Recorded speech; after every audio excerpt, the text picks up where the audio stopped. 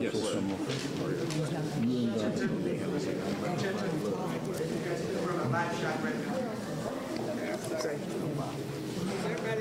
Let me express my thanks to all of you who are present, members of the media, and our host for today.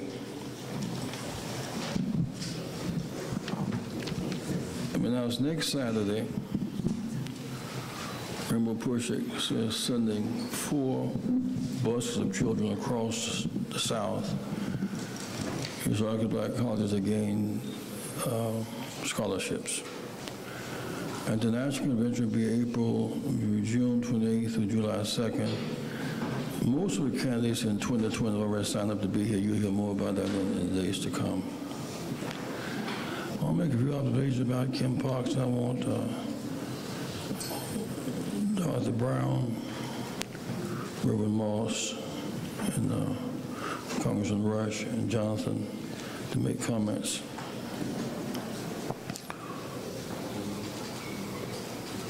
Some unintended consequences happened last week. The ringing and the attacks on Kim Parks' person, the fitness office, this running back and forth to New York by the mayor and by the chief, gave the impression to the white nationalists that this was fertile ground for them to bring their supremacists to Chicago. They were the FOP marching last week. Unacceptable. Mayor Emanuel, according to Chicago Tribune, says he's totally against Fox resigning over the Smollett case. Some is changing that because the white nationalists are in town. Kim's not resigning because she got democratically elected to serve. Johnson, it's time to move on from the Smollett case. The FOP has a long right-wing history and has been resistant to police and criminal justice reform for a long time. The FOP fought for John Burge. They marched on David Dinkins in New York, led by Rudy Giuliani. They marched on Harold Washington. They're marching on Kim, and will next be marching when she cracks down on the new mayor, Lightfoot. We want fairness. We believe that police have a real role to play. They should protect and serve. One of the police in the demonstration last week said to Jamal, referring to Laquan McDonald, the EMF should have got shot 18 times. He'd be riding our neighborhood on the car in a matter of days, vile and threatening. And then came the white supremacists, the nationalists, they came as well. We do not accept, it's unacceptable behavior, and we're going to stand with our officials when they do their job with integrity.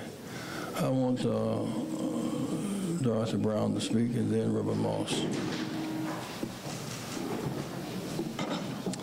Thank you, Reverend, and good afternoon to everyone.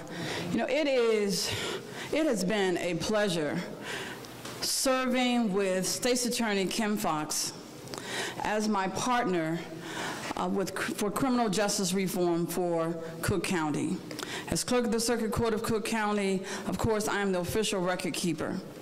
And I just want to say this, the program that State's Attorney Fox took advantage of with the Justice Smollett case has been a program that's been used forever. But she has just really brought it to a new level to make sure that people are treated fairly. That's right. And so I want to applaud you. I stand with you. I want to applaud you for the things that you're doing in the State's Attorney's office. I just recently met with her about a program that we're going to work together to make sure that individuals with the small marijuana convictions are being treated fairly when marijuana is legalized. And so I want to just say today that I stand with State's Attorney Fox. The expungement program, Reverend wants me to mention the expungement program. I have on June 1st at Westinghouse High School on the west side, We're going to have the annual Expungement Summit. And for this year, the State's Attorney's Office, how about that? Is working with us to make sure that people can get that second chance. They can go on my website at cookcountyclerkofcourt.org/second chance and register, upload their rap sheets, and we'll be prepared for them that day. And I just want to say one final thing. The immediate ceiling that Justice Millett took advantage of was a law that was passed a couple of years ago, and it was actually a law that I wrote because I didn't want people to have to leave court having been found innocent, case dismissed, and still have to leave court with that holding that around their neck. So it wasn't nothing special. It's a law that anyone can take advantage of. As soon as you're found innocent, not guilty, or case dismissed, you can step up to the judge and ask for the judge to give an order to seal your case immediately. So it was not anything special done for Justice Millett. Thank you.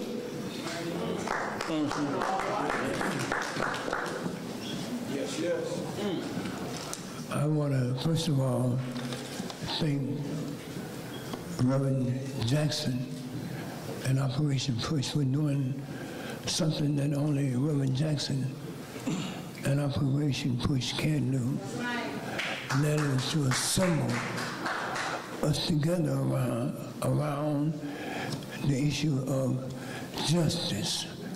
Justice for all Chicagoans, and certainly justice for African Americans. Someone who's much wiser than me once said, if you don't remember history, then history will always be a problem for you. And I just want to remind all of us that there is a history to the State's Attorney's Office. Some 50 years ago, there was a state's attorney who stood for injustice. And that state's attorney was Edward Hanrahan.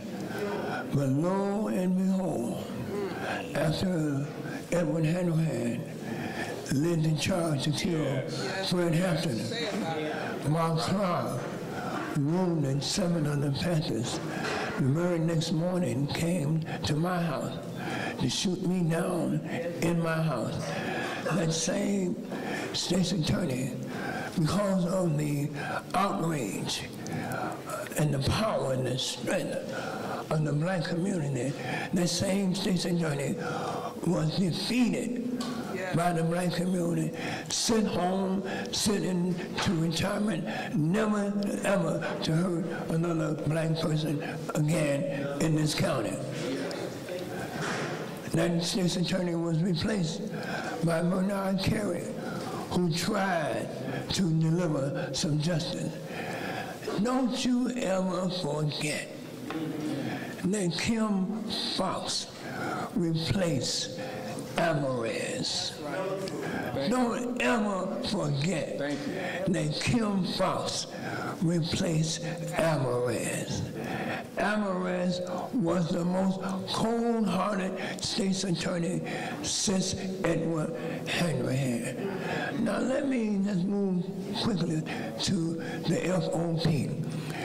The FOP is the sworn enemy of black people. The sworn enemy of black people. In over 50 years, the FOP has always taken the position that black people can be shot down in the street by members of the Chicago Police Department and suffer no consequences. That's right. Let's be clear. Kim Foxx, her battle is with the FOP and all of their cohorts. Let us remember that the person who is leading the charge behind the scene right now against Kim Foxx is the former state's attorney, Dick Devine. He's leading that charge. Why? Because they want the state's attorney's office back again. And they want to keep African Americans in total disarray and whip us off. We gotta keep Kim Foxx. Yeah. Keep Kim Foxx. Keep Kim Foxx. Keep Kim Foxx.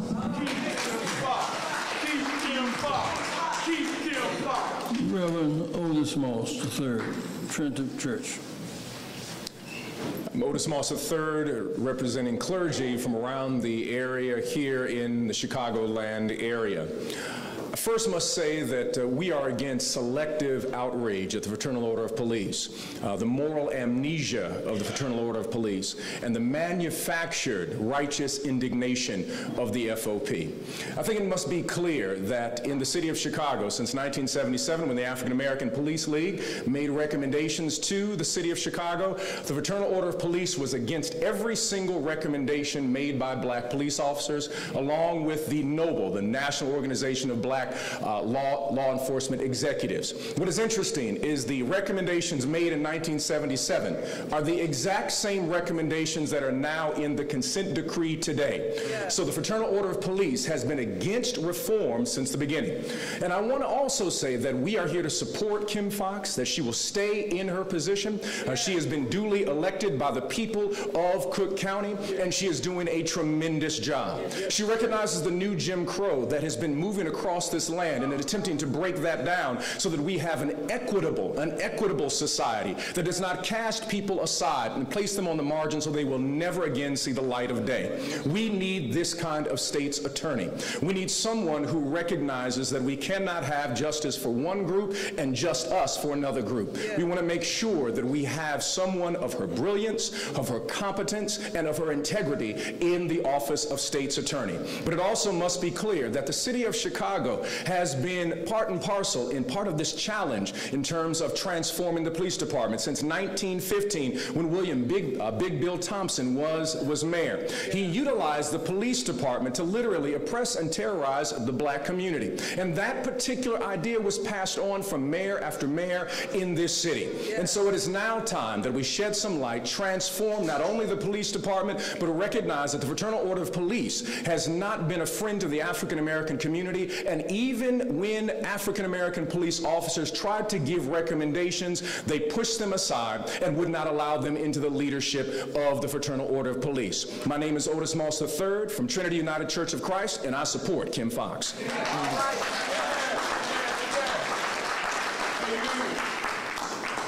Good afternoon. My name is David Crawford. I am the president of McCormick Theological Seminary here in Chicago, and I'm proud to stand here with State's Attorney Kim Foxx. I'm proud to stand here with so many men and women who have been formed, whose beliefs have been shaped by educational institutions like McCormick Theological Seminary. We have to stand together in this work. This is a big county. It is not just one neighborhood, it is not one city. And it is time for all of us in every corner of this county to stand up and recognize what's been going on for what it is.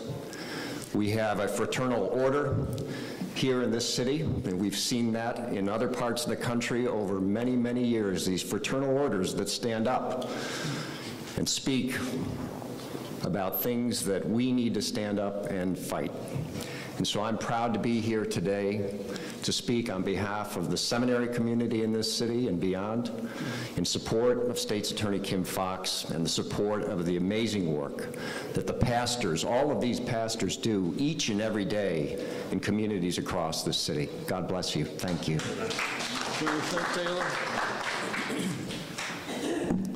Hello, I'm Flint Taylor from People's Law Office here in Chicago. We stand behind Kim Foxx, and we stand against the Fraternal Order of Police and all the reactionary and racist forces that they represent. I've been fighting against them since 1969. That's right. as a lawyer for Bobby Rush, Fred Hampton, and the families. I know about the Fraternal Order of Police. I know that they supported the cops that went in there with machine guns and murdered Fred Hampton and Mark Clark. I know about the Fraternal Order of Police. I know that they supported John Burge from the beginning. I know that they supported John Burge to the end, into his grave. I know that not only did they finance his defense when he was fired by the Chicago Police Department, not only did they support his defense when he was prosecuted and put in jail for obstruction of justice, not only did they fight for his pension after he was put in jail and released, pension that all of us had to pay. And not only did the Fraternal Order of Police back Laquan McDonald's killer from beginning to end, but now they try to get rid of Kim Foxx, and we stand behind Kim Foxx from beginning to end. Thank you. Jonathan? Jonathan Jackson, National Spokesman for the Rainbow Push Coalition. We're very much concerned about the crime that is unsolved in the city of Chicago. We have 85% of the murders in Chicago unsolved. One of the major concerns that we have is how much time is being spent on such a minor case. We support our law enforcement. We need them, but we also want to improve the relationships amongst them. The city of Chicago has a bigger problem. From 2011 to 2018, the city of Chicago on average has been spending $100 million a year on police overtime. If they said they've accumulated 1,100 hours for a $113,000 bill, something's wrong with that. We want to see equal justice for all, not the police having this manufactured, overzealous reaction, as Reverend Moss said. But the city of Chicago, under the tenure of Mayor Rahm Emanuel, has spent $750 million, $750 million on police misconduct settlements. Laquan McDonald was a $5 million settlement. That means the minimum, there are 150 more Laquan McDonalds, and that was the highest range at $5 million. There are a lot of cases that are settled for $100,000, $50,000, $250,000. We also know that the economics that this puts on a burden on the city of Chicago. For every one murder, 70 families move out of the city of Chicago, according to the University of Chicago. Our city is shrinking because of the violence and lack of safety and the non-compliance for equal opportunity for all. And in conclusion, we stand with Mrs. Kim Foxx because she is reforming the criminal justice system. And what does reform mean? Taking a $300 case and moving it to $1,000 so that children aren't given permanent felonies with their life options on housing, work, education, loans, and businesses is hampered. We've also would like to see the hypocrisy come to an end. In conclusion, we remember, and we've oftentimes prayed for the life of Mr. Kochman, David Kochman. He was killed by a nephew of Mayor Daley. Officers took the file out of the police department. Right. Daley's nephew got 60 days for murder of a cover-up. We've prayed for the Kochman family. We want equal justice for all, and we want it to happen now. Whether you live on the north side, right, whether you are walking underneath Wacker Drive in the evening, or whether you're in Inglewood and Roseland, those families deserve to have their crimes solved as well. And the last point that has really been concerning to us, the police bring the investigation. Police do not bring charges. That's right. That's the state's attorney's office. Correct. That's right. When our superintendent of police flies to New York City to go on a morning news program, we don't know who paid for his ticket. Number one. Come on. We don't know how he prejudiced the case. That's right. We also need to look at the officers that was doing the investigation to see if they have a history of poor police work, like we saw with Jason Van Dyke having outstanding civil rights complaints leveled against him. So we ask that we have cooler heads prevail. and we come forward, we don't have all the information. The state's attorney has more information than all of us, and she has recused herself. So she's not the person. If Jeff Sessions can recuse himself, we want to have one standard. We're prepared to bring on Kim. I want Jamal, been quite active in these streets along with Will Calloway. I don't know what Will, and Will has done a tremendous job working to help expose this case. I want to thank him. Jamal, have something to say, and then bring on Kim, okay? So, it was just a couple of years ago where activists took to the streets. We demanded accountability. We saw a state's attorney who had a part in the cover-up of the Kwame McDonald, and we all unified around someone who said that she was going to bring reform to the state's attorney's office, who understood that we can't continue to arrest and jail our way out of crime and violence, who understood that people need help instead of an arrest record preventing them from going forward in their life. That person was Kim Foxx. Kim Foxx took office and she made good on those promises. And that is why we're here today, and we have all white men FOP getting up looking like the Ku Klux Klan to us, all in uniform, coming out against the first black woman state's attorney who has exonerated dozens, who has decided not to prosecute, or her office decided not to prosecute a low-level felony. But when we look at the amount of false police reports filed in this city, they don't even get prosecuted because they say that they got bigger things to focus on. So don't use the fact that Jussie Smollett is a celebrity to say, oh, we don't have bigger things to focus on, let's focus on him. No, we do have bigger things to focus on, like the 15% clearance rate, and you got an 85% chance of getting away with murder.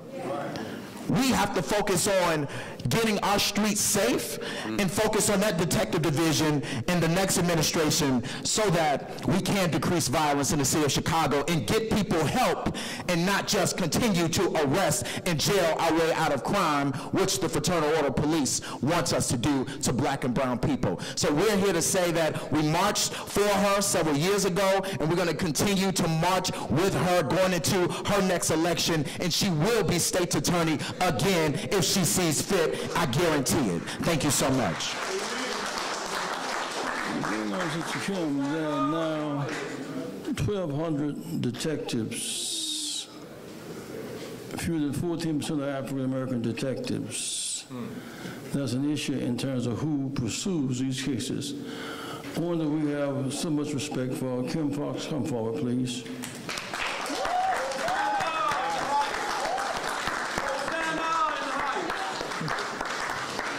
Thank you, Reverend Jackson. Thank you to you all. Thank you for those of you who have joined today. I wanted to come by push today to thank everyone for their support during the course of these last several days. The attention to our city and the spotlight on the criminal justice system as your state's attorney is something that I wish was a different conversation. I ran for this office in 2015 because I believed that our criminal justice system was in fact broken. I ran for this office in 2015 because I believed that we needed to have a new vision for how we looked at our criminal justice system and the drivers of violence in our community. I promised then that I would run this office differently than anyone who had run it before. I promised then that I would look at how we used our system related to low-level offenders and focus our attention on the violence that plagues so many communities. Chicago has stood out for years for the level of violence that we have. We're not like our peers in New York or Los Angeles. When I keep hearing the narrative that somehow Chicago all of a sudden has a new reputation in the country, I am torn by the fact that we still have a reputation of too many young people dying in our streets. I've spent the last 2.5 years of my term working on reform issues from top to bottom. We are the only prosecutor's office in the country who has every piece of data that we have available to the public to see. So that when I say that we treat people the same, people have the ability to go into a computer system and compare cases from 2019 to 2011. That it's not just a matter of my word or selective choosing of who we want to ask how my office runs. The data is there and available for everyone to see. I have said repeatedly that we have to fix the history in this city or in this county related to wrongful convictions. Yes. I have spent the last 2.5 years dedicated to a conviction integrity unit that has vacated over 83 convictions. 83.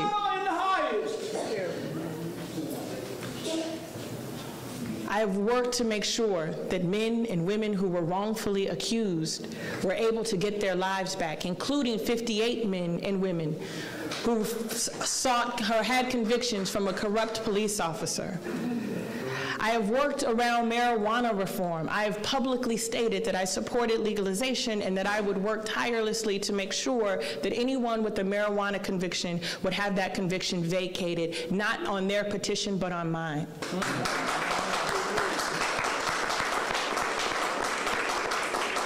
It has been a true honor and privilege to serve in this role for the last 2.5 years, that the last 2.5 weeks have seemed the strangest to me. The men and women of the Cook County State's Attorney's Office are some of the best and brightest lawyers you will ever see.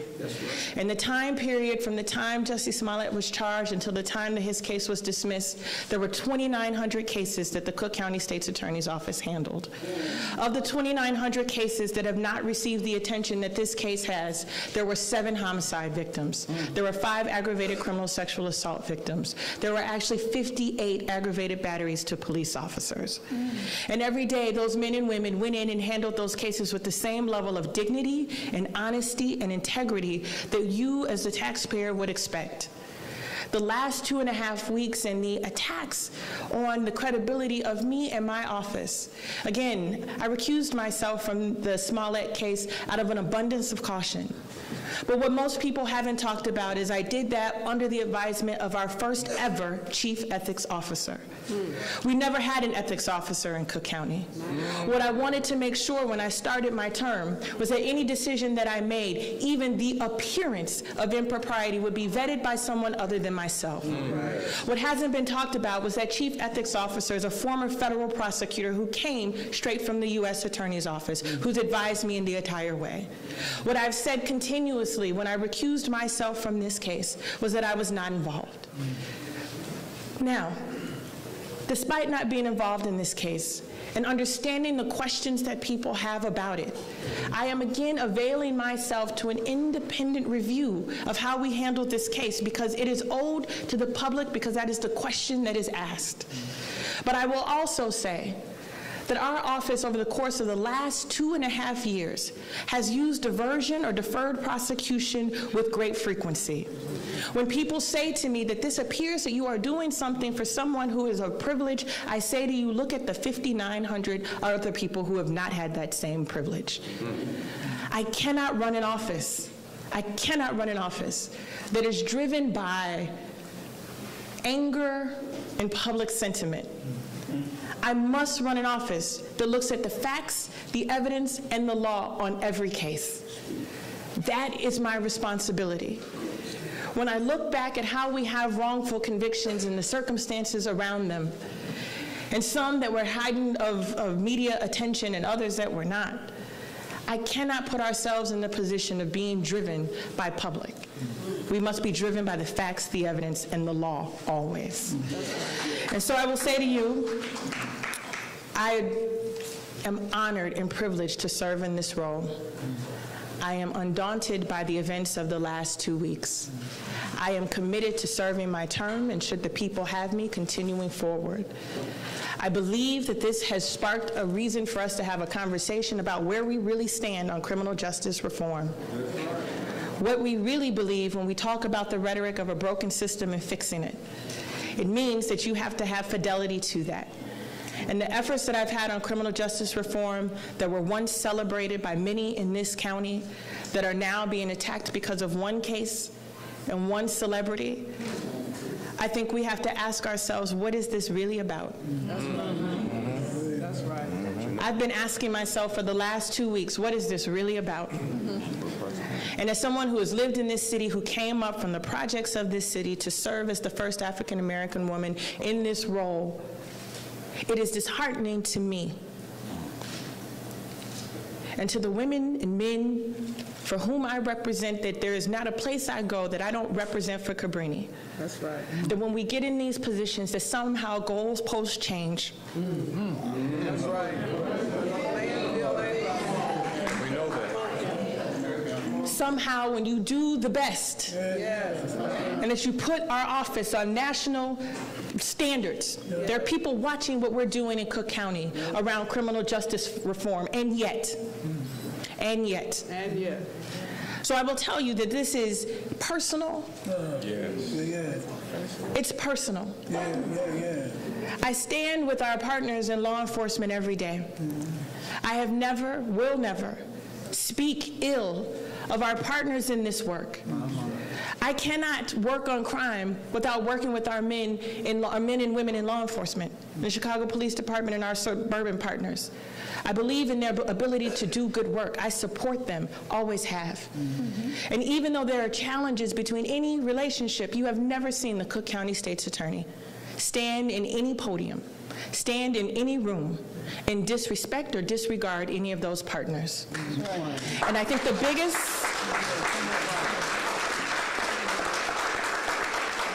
biggest disappointment for me has been watching that happen this way. There's a level of professionalism and respect that this office has always maintained. And that same level of professionalism and respect that I will continue to hold. But we need to have an honest conversation, Cook County.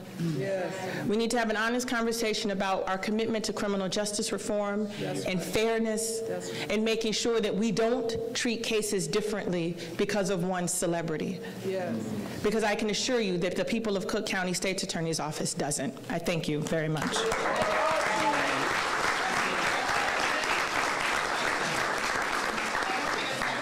You know, sit back. We'll take a few you these questions. flowers, Sister Kim. And since your birthday is Tuesday, just put things in order, y'all. Right, I want some cake. Happy birthday. Happy birthday. Happy birthday to you. Thank you. Happy birthday. Happy birthday to you. Happy birthday to you. Happy birthday.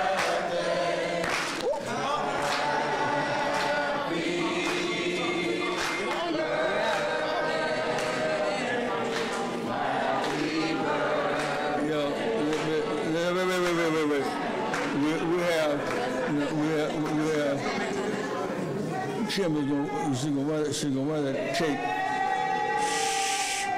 We're going to answer 3 questions. Kim is running late for another appointment. We want to respect you for having come out here. There are 3 levels of power in Chicago, and immediately you have a responsibility. And I say it without any saltiness in my spirit.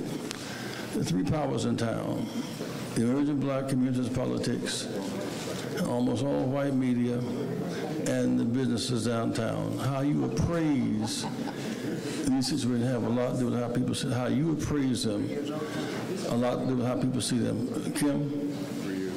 Question? Yes? You said that there was weakness in the evidence that police gathered against Mr. Smollett, and you also said that public statements also damaged the credibility of the case. Paraphrasing. That is paraphrasing.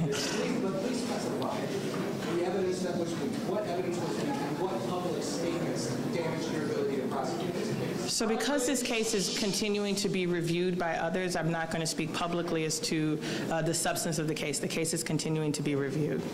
You said you support outside review of the case. Do you support the appointment of a special prosecutor to re-review this evidence and decide whether Mr. Smollett should be retried? Again, I support an independent, non-political review of the handling of this case by our office. Right here. Why did your office not offer what's considered a normal deferred prosecution with real conditions instead of the Cedar one with no apparent conditions aside from unfortunate? So what I will tell you is on March 6, 2019, Aaron Schock received a deferred prosecution.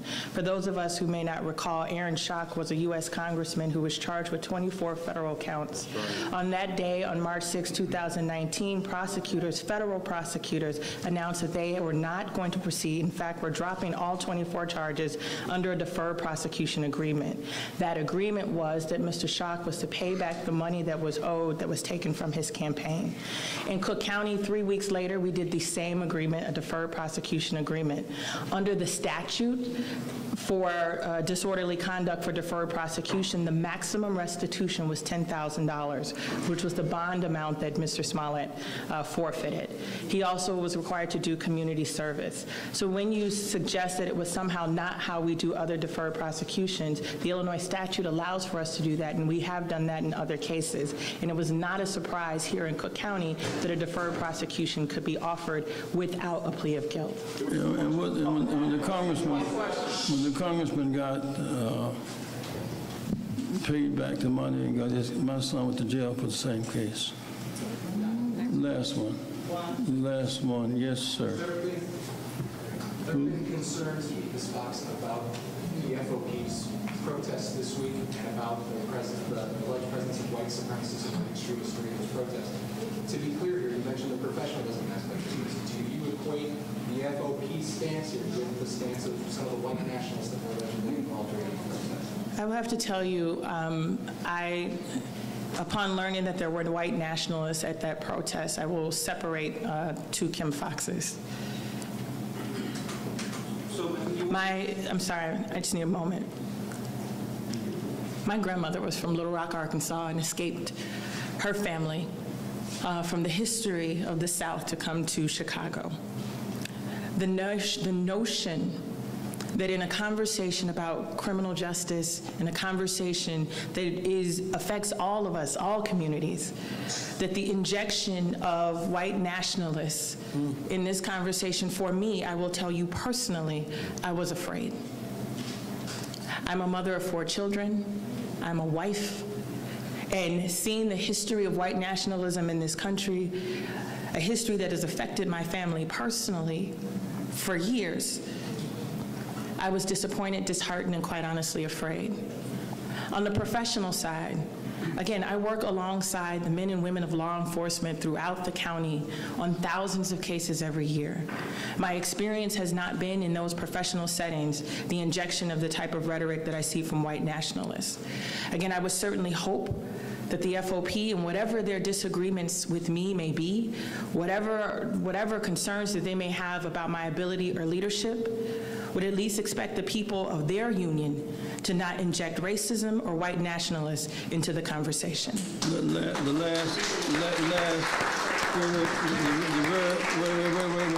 last question here. No. Sir, you had your, sir,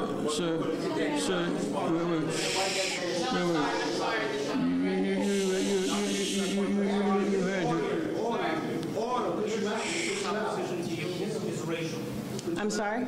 You're saying that this opposition is because of your race? I am not saying that at all. What I have said repeatedly is, and by repeatedly just today, is that when I look at the history of this office and the actions that have been taken in the last several weeks, I've lived in this county my entire life.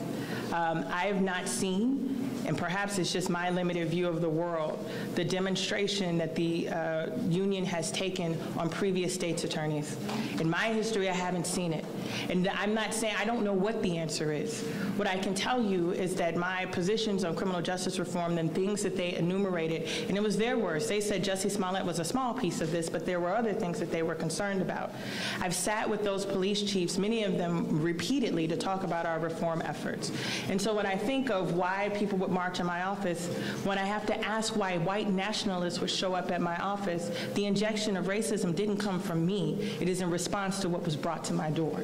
Let me say as we close here, when the mayor and the chief goes to New York to national television work, discredit and disgrace the state's attorney, it creates an invitation for the supremacists to come.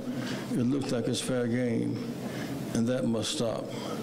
Again, members of the press, I say some things are self-evident. The impact of an all-white police chief yesterday having a press conference is more of the same. Thank you for coming. You'll see more of us in the days to come. Thank you so much.